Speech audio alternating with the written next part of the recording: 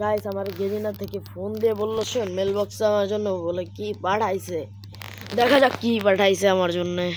ওকে ভাই তাড়াতাড়ি ঢোক। মেল বক্সে তো জল মানে আলোর তো জ্বলতেছে, দেখি কি পাঠাইছে। আগে গেট আপ মেট আপ চেঞ্জ করে আনো, বডি গেট আপ বাড়াইতে হবে, তাহলে তো ভালো তা পাঠাইতে পারে। ওকে ও ভাই রে ভাই কি সব পড়াইতেছে, হয় এইটাই চলতেছে গেট আপ গুলা জোস।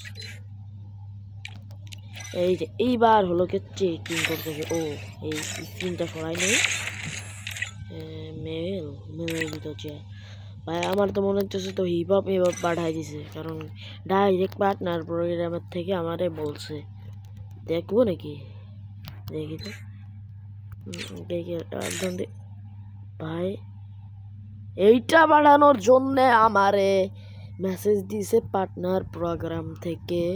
ভাই এইটা বাড়াইছে আর রিপোর্ট ভাই কি রে ভাই আমার এত রিপোর্ট মারছে কেটা, থাকুক সমস্যা নেই, একটু লাইনটা করে নেই।